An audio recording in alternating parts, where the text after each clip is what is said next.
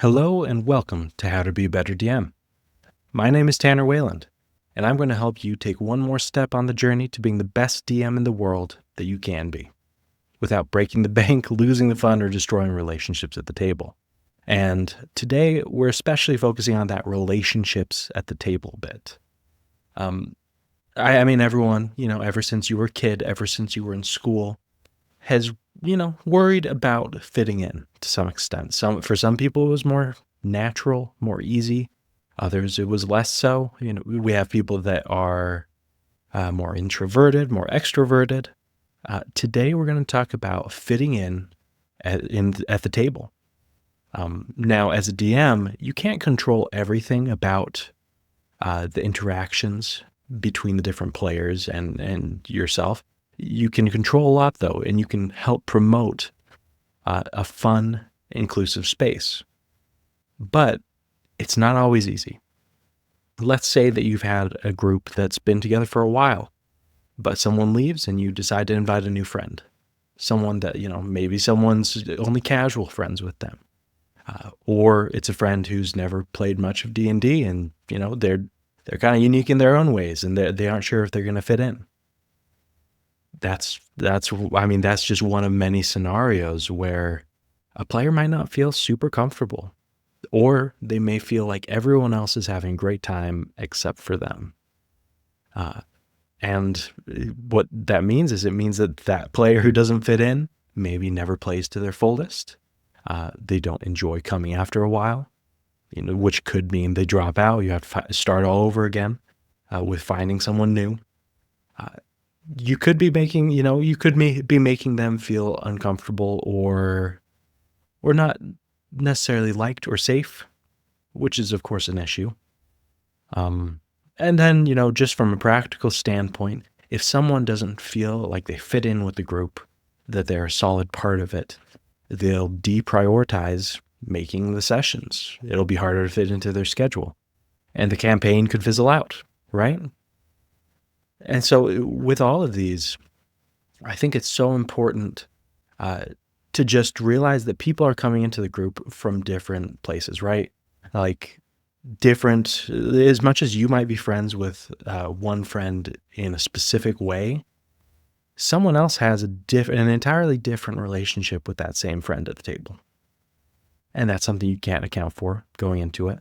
As I mentioned earlier, sometimes people are more introverts. And of course, introverts can also break out of their bubble. They can be vivacious, they can be fun, but it's going to take a little bit more work. It's not as just natural to them, and they need to feel more comfortable before they do that.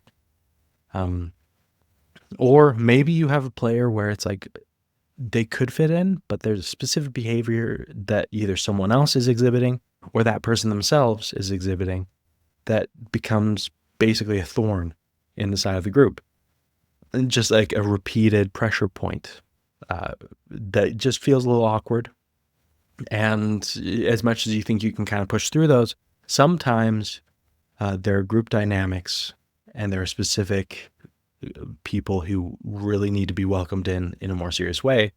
Otherwise, the group kind of misses out on the opportunity to get to that next level, that level where every session's super fun, where even if your character isn't getting as much screen time, you're just enjoying the environment, right? There's a lot of great reasons to have your group jive, right? As much as you can have a great time with a new group, with people you don't even know.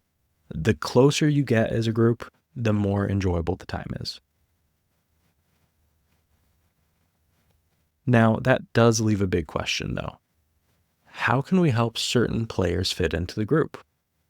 And I'm also going to share what a DM could do to make that happen, but I'll also share what a player can do at the end, because both have influence on this, right?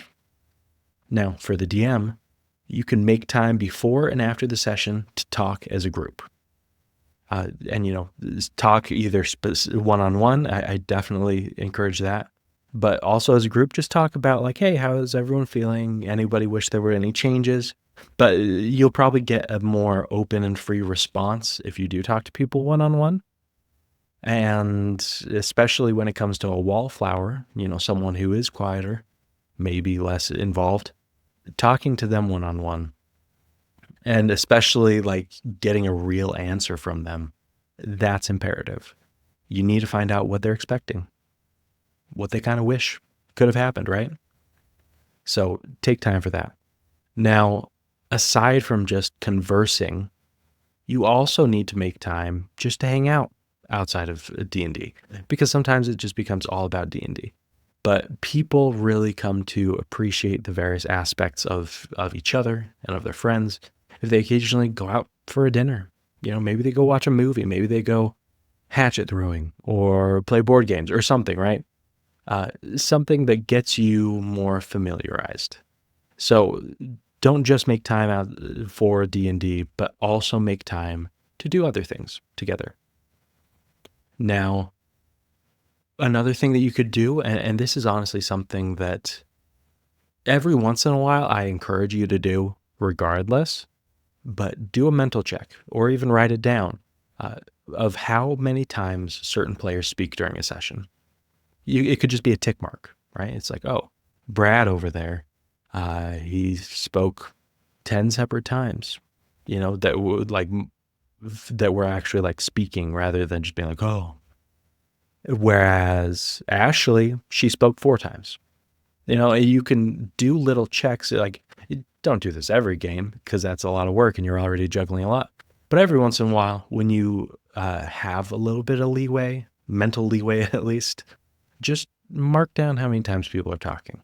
You'll be able to see you'll be able to see who's steering the story, who's, making the most fun opportunities, and also who's maybe got a little bit of main character syndrome, which is not necessarily bad, but it can become a problem if they kind of crowd out everyone else. Now, especially if you do notice, even without the tics or anything like that, if you notice that there's someone specifically who doesn't speak, another tip that I have is kind of doing what teachers do in school for kids, keeping a track of who isn't participating and finding a way to make them participate, calling out to them specifically. So you could have a character, Joanna, and be like, hey, Joanna, this specific thing happens to your character. What do you do? That's a great way to, give that character the spotlight, give Joanna time to actually be center stage. So it's like, hey, it doesn't matter if she doesn't have the same energy or the same, ideas, just like the same improv ability, whatever it is. If you give them the stage, whoever they are, then that gives them a chance to just kind of learn, to kind of feel it out. Because I would bet money that the people who are the most comfortable are the people who've had practice being the most comfortable, like kind of taking the spotlight. Because it is a thing you need to practice. And they're not going to get that practice unless you give them specific opportunities individually. But on top of that, giving them a little montage scene that they need to act out, or a one-on-one conversation with an NPC, or whatever, that's a great way to also flesh out the story. And on top of that, kind of an extension of that principle, I really like minor party splits in terms of just incorporating multiple people / everybody into the role playing and into the story. Because, here's an example. Scooby-Doo, like the old TV show, there were obviously, how many were there? I think there's 4, 5, 4, 5. There's 5, including Scooby. So with them, you'll notice that they always arrive at whatever place they're doing searching for the mystery at. They arrive as a group, and then inevitably they split up, and they go like 2 by 2 or 3s, or whatever, right? And I realized as I was preparing this thing, I was like, oh my goodness, that's why. Because I've done it a few times in my own parties. I just didn't realize why I was consciously doing it. And it's the same reason they do that in the show. Minor party splits, they always say, oh, don't split the party. I think in terms of including people, split the party. Like, encourage 2 of them to go off and do their own adventure while the other 2 do something else. Now, obviously, keeping in mind that you probably don't want to do this with like full-on dungeons or anything like that. But when they're in a town and they've got their own chores, their own duties and stuff, their own little mini quests, totally do it, because they'll get a chance to interact one-on-one. You won't just have like the two most talkative people in the group talking. It'll be, you have to jump back and forth between the two groups. And since there's only two in the group, or three or whatever, it means that they all have to participate to make the story go forward, right? They have to talk, they have to role play, they have to have their own opinions. And that's a perfect way to just make someone feel comfortable in the group, and more importantly, feel comfortable as a decision maker. Because if it's, one of two people, neither one of them can really sit back super easily and just let the other one do whatever. But there is sometimes, I'm giving a lot of tips that are like, these are practical ways just to get someone more screen time, so to speak. But sometimes someone doesn't fit in because there are specific problem player interactions. And these can be serious. It can be another player kind of saying demeaning comments from time to time. It could be someone bullying. It could be someone just talking over someone else blatantly. These are the kind of things that you really need to communicate about. And you can't necessarily solve it with just like being a clever DM. No, you have to address it head on, individually, I'd recommend, rather than calling them out in the group. Just because it comes across better and their pride's less hurt, but they'll still need some amount of humility to take it in. But yeah, if you have problem player interactions like that, communicate. And I'm actually going to talk more about that in the Patreon portion at the end of this episode.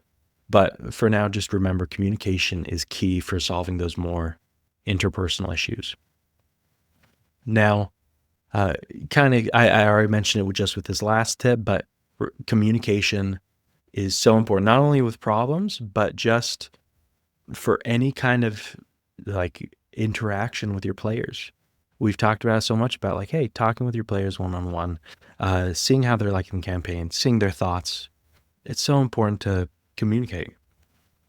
In fact, it's a really great way to just make your player trust you, because that's something I haven't really mentioned in this episode. But trust, like, you can't help someone feel acknowledged, feel safe, feel wanted in your group unless you, the DM, are giving that vibe the most. You're giving off the air of like, hey, so glad you're here. I can't tell you how much we appreciate you being here. So just communicate that. Say it in real words and say it in your actions, and also say it in terms of how much you talk with them about their own like goals for the campaign, right? When you're talking between sessions or session 0, take their character and their character's background and their character's hopes for future interactions or bumping into NPCs from their backstory. Take that seriously. And I think all of these together will just show that like, hey, if a player isn't fitting in, there's a lot you as a DM can do to improve the culture at your table. There's practical tips, there's more interpersonal tips that I shared, but you have so much power. Now, on the other hand, if you are a player, we always hope that a lot of the DMs listening aren't only forever DMs, but that they actually get to play in the campaigns too. And let's say that you are a player. If you are a player and you want to fit in, there's a few things that you can do that are just, it's a way to put yourself out there. It's a way to really put your best foot forward and fit in proactively. First, bring snacks. I'm only partially joking. It's not going to fix everything, but bringing snacks is a great way to show like, hey, I'm in it to win it. I'm a part of this group. I'm not just just trying it out. It's like, no, I brought pretzels. I brought cookies that I made or whatever, right? Snacks are one of the best ways to get to the hearts of other humans. It's just a fact. Now, another way is kind of, I mentioned humility earlier. I think that so many issues come about in a party's composition if you have too many people always trying to steal and grab the limelight, instead of playing along with other players and their bits and their jokes and their quests, right?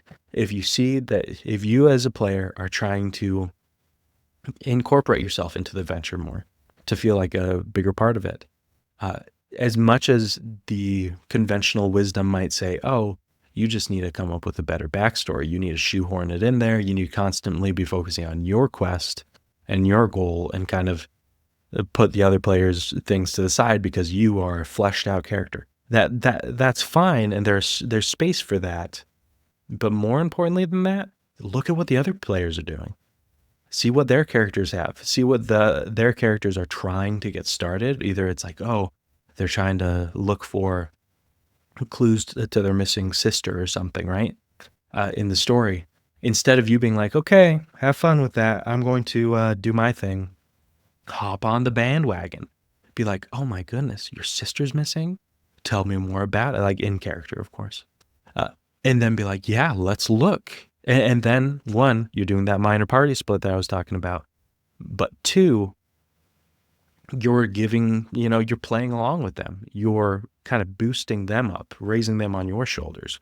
And there's nothing, anyone who knows this interpersonally as well, no one appreciates you as much as someone that you've just validated, that you've just, laughed along with their joke for, the encouraging and supporting others will do a lot more for making you fit in D&D than just always pushing your own narrative first. So yeah, run along with their gag, their joke. If they're having a good time, you have your character have a great time, ride along with them. But once again, that if you're just purely focused on fitting in and having a good time with the other players, that's a great tip. Now, if you want to fit in terms of like being engrossed in the story, develop your character. And I mean, not only like, oh, you have a backstory and stuff, but like along with taking the backstory like seriously, also talk with your DM consistently. Be like, hey, this was an idea I had. Do some of the legwork for them where you say, oh, I had this idea. I think it would go this way. Also, I had an idea for an NPC from my past. I don't know if you want this, but I kind of threw together, like, I think he could be a level 3 monk or something. Kind of do some of the legwork if you're going to develop the character. But most importantly, just develop it. Be interested in it. Make it so that it plays into the world as well. And that's going to help you be engrossed personally, which helps with the whole experience. And like I said before, with hanging out outside of sessions, it's not only important for DMs to encourage that. As players, especially if there's a certain player that you're just not getting along with, or that you just feel super alienated from, or just like you have such a casual relationship you can't play off of each other in sessions, invite them out to a lunch, or invite 2 of them out to lunch, or like them and someone else, right? That way, it's a nice thing. It's very casual. You get to know each other outside. You get to talk more. It'll be huge. Now, as always, on top of all of these things, if you're a player, the best way to fit in is just having a good time. Try not to take anything, try not to let anything get you too down. Enjoy the good times and be as friendly as you can with everyone around the table. That's always important. Now, before I wrap this up, for everyone except the Patreon members, for all of you out there, I have a challenge. Start having regular conversations with players to see how they're liking the group dynamics. Because like I said before, communication is key. And asking directly like, hey, how do you like the group? Do you feel like there's any dynamics that kind of annoy you? And then sharing how you're working on it. And more importantly, seeing, picking their mind to be like, okay, so that annoys you. What are you excited about? What would you like to pursue more? Like, that's the challenge. Having that direct and regular conversation about specifically the group dynamics. Do that. See how it helps your group. More importantly, see how it helps certain people fit in more. And then, if you're on our Discord, let me know how it goes. But until next time, please go out there. Don't get discouraged if someone's not fitting in. Instead, be proactive on helping them fit in better. And until next time, let's roll initiative. And for the rest of you on Patreon, I've got, a little bit more of a discussion about one of the topics that I kind of glossed over slightly, which is serious interpersonal problems. Specifically, I mentioned earlier, like bullying, main character energy, degrading or dismissive comments. That also includes anything that's not necessarily safe or appropriate. Either something, some player interactions fail because of misogyny. Some player interactions fail because someone really is demeaning about someone because they don't fit certain stereotypes, or it could be politics or whatever, right? These are difficult problems, and each of them, obviously, you need to respond in different ways. I have to say, I mentioned main character energy before, kind of in conversation with this. That's not nearly as serious. That's more annoying, right? Although it does sometimes show up as dismissiveness. But for a lot of those other things, it is fully inappropriate. And I just, for people on Patreon, we try and be more open and unfiltered with this. If someone's bullying, there are times when they don't know it. So talk with them directly. Be like, hey, I noticed this. I could tell they were uncomfortable. Can you not do that again? If they try and defend themselves and be like, no, it's fine, it's whatever, like, who cares? Then that could be a sign that they're not a good fit for your group. Now, for the other things, like more misogynistic or degrading or stereotyping or anything like that, those you also need to address. I mean, honestly, if it happens in session, I'm usually an advocate for pulling someone to the side afterwards and talking with them, because I think, especially when they're your friends, you don't want to cause damage. You want to cause growth, right? You want to promote growth. And sometimes people's egos get in the way if you call them out in front of a group. But if someone says something that's really reprehensible, frankly, in the group setting, then it's worth calling them out. Now do it with love for both them and especially the other person that they were talking down to, but call them out and be like, hey, that's not okay. When we were talking about setting up this session, this was supposed to be a fun time. That does not make it fun.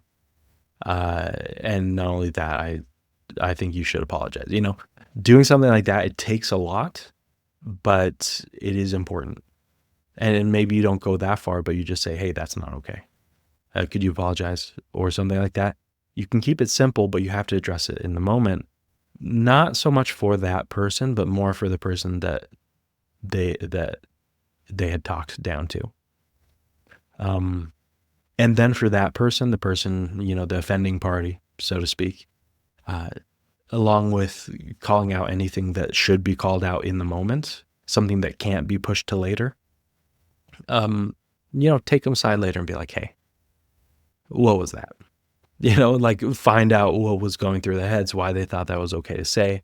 Most importantly, be like, hey, I really do think you should apologize separately, if you'd like to still remain as part of this group. And not only that, I would like you to be part of this. I mean, this is assuming that you actually like the person. If you don't like them and they mean nothing to you, I always encourage kindness for the sake of, believing that people can change and get better in the future, right?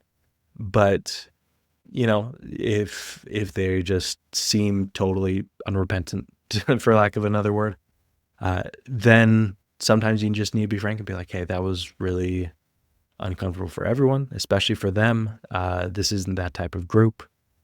And kind of let them sell themselves on why they should remain there. because above all, I think it's very important with very serious interpersonal things like that. Uh, you can't just DM your way out of it. You can't just be like, oh, we'll do mini party splits and maybe they'll be less problematic. You kind of need to address it. And if you hear any stories online, obviously a lot of those Reddit stories and a lot of those horror DMing stories, they're the worst of the worst. But they also show that there are people like that, people who you can't just hope that they get better. You need to kind of grab it by the horns, give them a chance to apologize, improve, but otherwise kind of move on and, make sure they don't poison the water hole, so to speak, for your other players. This Patreon extra tidbit here, it's a little bit deeper, but I also think that if you're on our Patreon, you know that as part of practical advice is also frank advice. That's sometimes hard to follow, but it needs to happen, because what I love about D&D is that it's not just a game, but it's actually very interpersonal, and it's very creative, and it's very cooperative. But you can't be cooperative in an unsafe environment. So you just need to be straight up with that. But anyway, I really believe that most of you probably won't have to deal with this, and that's wonderful. In fact, I personally have never had to. I've heard a lot of stories of other people who have. I have had moments where people have said something that's been unfriendly, and I've had to address that personally. But luckily, it hasn't been anything super, super egregious, and I hope I never have to. But, as anyone who's been through this will say, and as I've heard from many, many people that I respect a lot, you just have to grab it by the horns, and you'll be so much happier for it, right? Because I'll tell you what, ignoring it is not going to make you feel better about yourself as a DM. Especially like being a DM, it is kind of almost an elected position in the way that everyone else didn't want to do it. But that also comes with responsibility, just for the group safety, right? And the group's vibe. So take care of that. Take care of yourselves. And I hope that you become the best DMs you possibly can. And until next time, goodbye.